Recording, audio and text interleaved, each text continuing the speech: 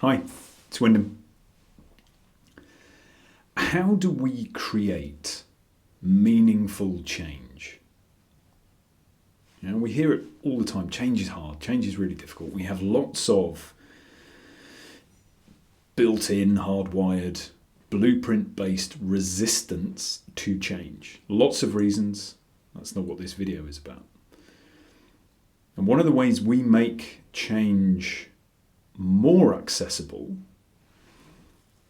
is by connecting to the meaning the change is creating. But how do we do that? How do we frame our change in a way that makes it more likely that we will see it through? For me personally, I was in a career for more than 20 years that I hated, and I struggled to get out of it. Over the last 8 years, I've been working very hard on myself. I've been looking to develop and grow as a human being, to deeply connect to who I am.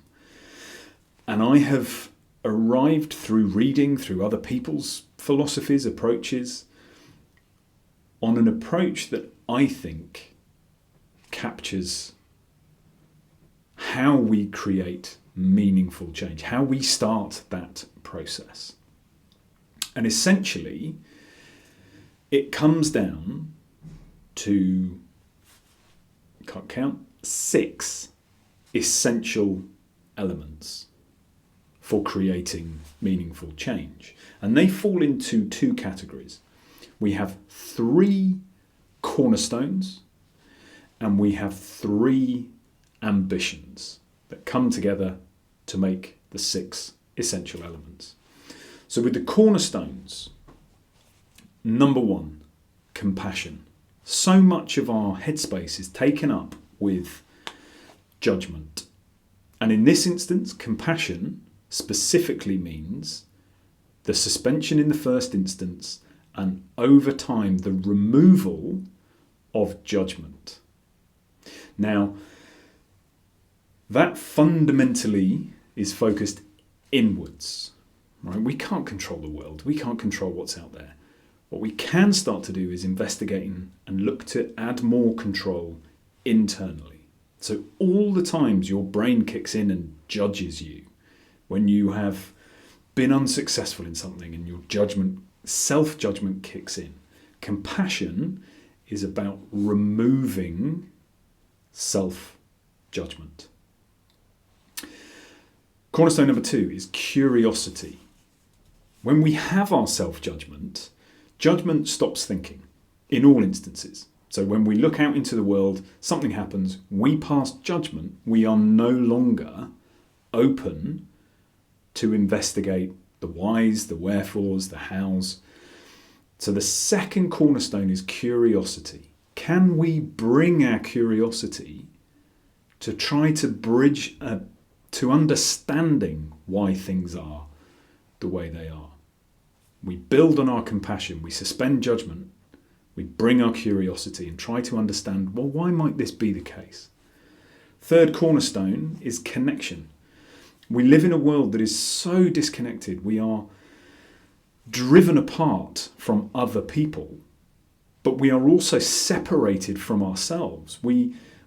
Almost all of us spend so much time in our own heads that we've forgotten the connection with our body and our heart and our soul.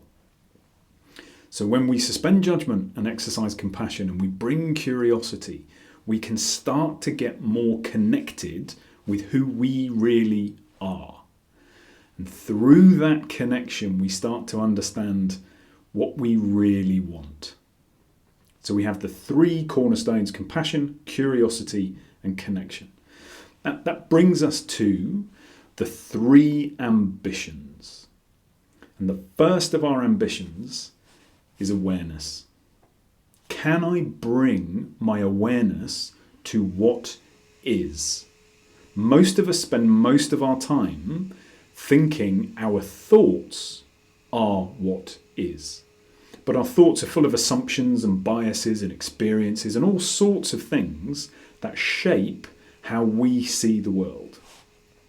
Can we bring our awareness? Can we strip all of that away with compassion and curiosity and a desire to connect? Can we strip it all away to see what is? Ambition number 2, tough on this, acceptance. And acceptance is not the same as resignation, right? Acceptance is, can we bring our awareness to what is and accept it? So much of our frustration in life is as a result of our inability to accept what is. So can we bring our acceptance once we've become aware of what is?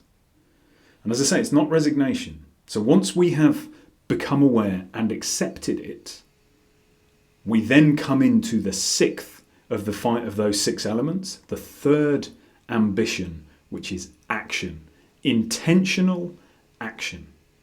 Can we bring all of those previous 5 elements, compassion, curiosity, a deeper connection with who we are and what we really want, overlaid on a practice of awareness, stripping away the assumptions, presumptions, biases, so we see what is and accept it for that.